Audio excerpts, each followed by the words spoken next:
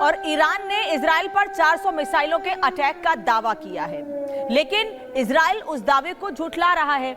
महातबाही के बीच दोनों देशों के दावों में क्या क्या फर्क है, ये आपको समझा देते हैं ग्राफिक्स में, यानी कि दावा क्या है और सच्चाई क्या है, ये जल्दी से आपको बता देते हैं। दरअसल ईरान यह दावा कर रहा है कि हमने बैक टू बैक 400 मिसाइलें दागी हैं, लेकिन इजराइल का यह दावा है कि 181 मिसाइलों से अटैक किया गया, जिसको हमने यानी इजराइल ने नाकाम कर दिया है।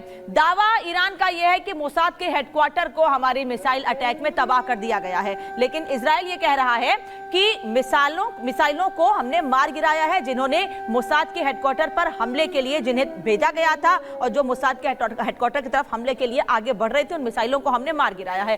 अब ईरान यह दावा कर रहा है कि इजराइल में भारी तबाही हुई है, जबकि इजराइल यह कह रहा है कि ईरान अपनी मंशा में, अपने हमले में नाकाम हुआ है। इजराइल में कहीं कोई तबाही नहीं हुई है, पहले ही लोगों को सेफ प्लेस पर जाने के लिए कह दिया गया था। अब ईरान का एक और दावा है, वो ये कह रहा है कि पलटवार किया तो फिर हमला हम और तेज करेंगे, लेकिन इजराइल ये कह रहा है कि गलती की कीमत ईरान को चुकानी पड़ेगी, जिसको लेकर बैठकों का दौर भी लगातार जारी है। अब इजराइल पर ईरान ने जिस हिसाब से बारूद बरसाए हैं, उस हिसाब से इजराइल ने तबाही को बड़े हद तक टाल दिया। नहीं तो इजराइल में मिसाइलों की बरसात हो जाती, और ये तस्वीरें आप जो देख रहे हैं उसको देखकर अंदाजा लगाया जा सकता है कि बैक टू बैक जिस तरह से करीब करीब जो दावे ईरान के हैं कि हमने 400 मिसाइलों से हमला किया है और 180-181 के करीब इजराइल बता रहा है, इसमें इन हमलों में नुकसान बड़ा हो सकता था। लेकिन इन तस्वीरों को देखकर आप समझ सकते हैं कि इन हमलों के बीच इजराइल जो दावे कर रहा है कि हमने मिसाइल अटैक को नाकाम कर दिया है, वो काफी हद तक सही साबित हो रहे हैं। अब ईरान पर इजराइल का जवाबी हमला होना भी तय है, जिसको लेकर इजराइल पूरी तैयारी कर रहा है, क्योंकि नेतन्याहू उन नेताओं में से नहीं है जो अपने देश पर हुए हमले को चुपचाप झेल जाएं, और इसका पता दोनों देशों के नेताओं के दिए गए बयानों से लगाया जा सकता है।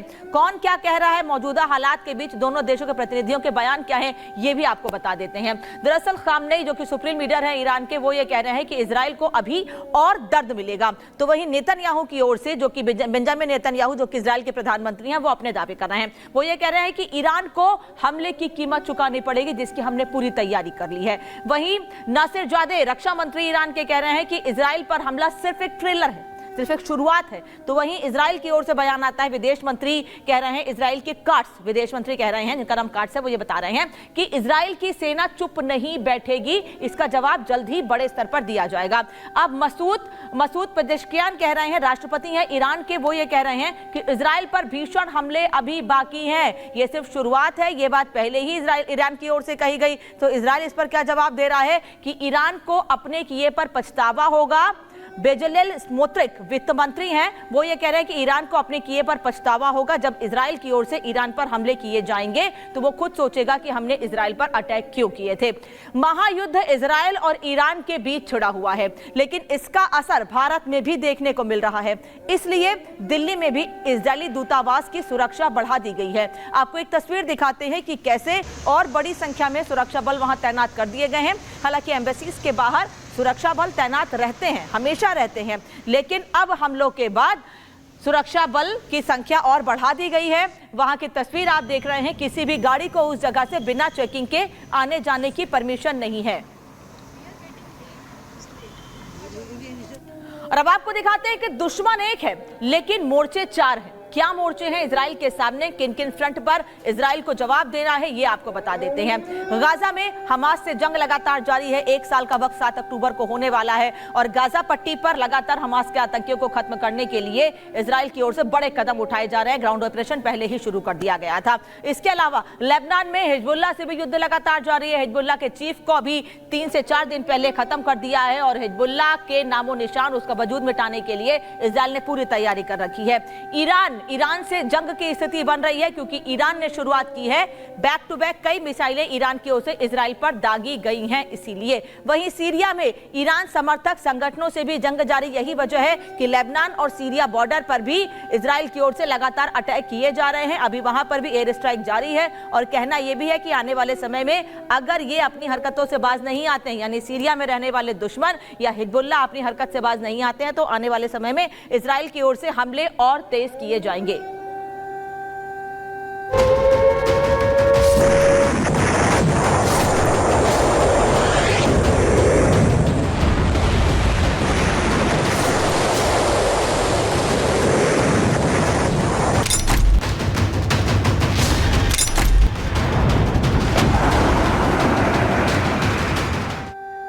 तो मिडिल ईस्ट में महायुद्ध की आहट तो उसी दिन शुरू हो गई थी जब हमास के आतंकियों ने म्यूजिक फेस्टिवल के समय, बड़ा म्यूजिक फेस्टिवल इजराइल में हो रहा था, उस वक्त बड़ी संख्या में पहुंचकर लोगों पर हमले किए थे। लेकिन इसका जवाब इजराइल ने कैसे दिया था वो सबने देखा था। लेकिन अब मिडिल ईस्ट में इसीलिए तनातनी की स्थिति बनी हुई है और अब सीधे तौर पर ईरान भी इसमें कूद पड़ा है। पूरी दुनिया को पता है कि इजराइल बदला लेने से चूकता नहीं है और ये बात इजराइल अपने दुश्मनों को समय समय पर बताता भी रहा है। इस बार भी इजराइल ने ऐलान कर दिया है कि वो ईरान को करारा जवाब देगा। लेकिन सवाल यह है कि इजराइल का काउंटर अटैक प्लान क्या है, इजराइल के निशाने पर ईरान के कौन कौन से शहर होंगे और सबसे बड़ा सवाल यह कि इजराइल का अहम टारगेट क्या है। इन तमाम सवालों का जवाब क्या है इस रिपोर्ट में देखिए।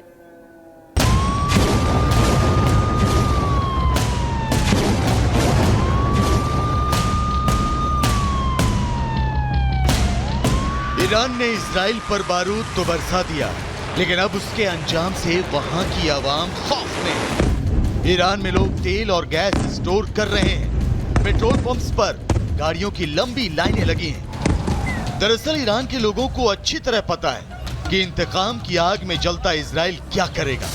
उन्हें अच्छी तरह पता है कि इजराइल उनके मुल्क पर बारूद बरसाकर बदला लेगा। तो ऊर्जा जरूरतों के लिए निर्भर तेल, गैस और परमाणु संयंत्रों पर हमला करेगा। यही वजह है कि ईरान की जनता डरी सहमी हुई है। लेकिन बड़ा सवाल यह है कि इजराइल ईरान के किन शहरों पर हमला करेगा, वो ईरान के किन ठिकानों पर बारूद बरसाएगा, इजराइल ईरान को कैसे घुटनों पर लाने की कोशिश करेगा। तो आपको बता दें कि इजराइल ने ईरान पर काउंटर अटैक का प्लान तैयार कर लिया है। इजराइल ईरान के तेल और गैस डिपोज पर बड़ा हमला कर सकता है। यही नहीं, इजराइल उसके न्यूक्लियर पावर प्लांट्स पर भी हवाई हमले कर सकता है। इजराइल के निशाने पर ईरान का बुशहर स्थित सबसे बड़ा परमाणु संयंत्र होगा। बुशहर परमाणु संयंत्र 1915 मेगावाट बिजली पैदा करता है और इसे 2013 में रूस की मदद से चालू किया गया था।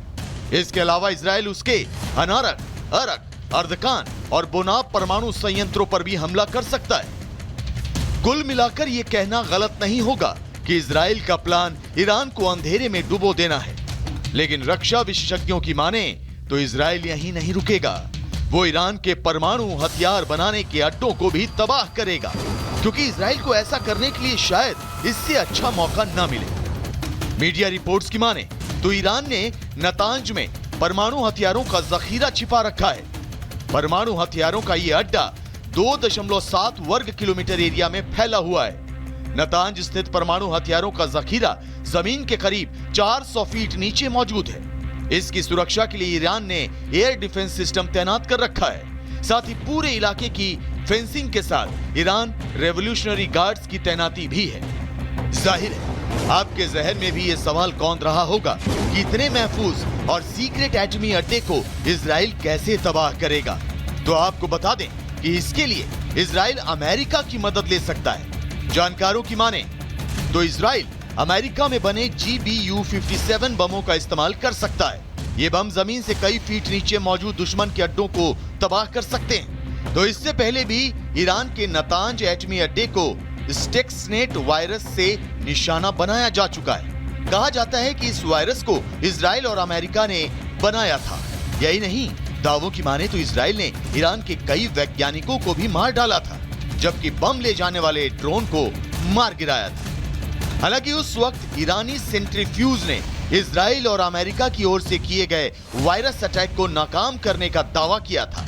लेकिन अब हालात बदल चुके हैं। अब इजराइल के पास कई घातक हथियार मौजूद हैं, अमेरिका का साथ हासिल है और बदले की बारी है। Bureau report, Republic Bharat. तो इजराइल ने बदले की पूरी तैयारी कर ली है। ईरान की धमकियों या चेतावनी का इजराइल पर कोई असर नहीं पड़ रहा है। वैसे तो इजराइल अपने दुश्मनों से निपटने के लिए पूरी तरह से काफी है और यह बात खुद अमेरिका भी मानता है। लेकिन अमेरिका का साथ मिल जाए तो इजराइल दुश्मनों के लिए कितना बड़ा खतरा बन जाता है, यह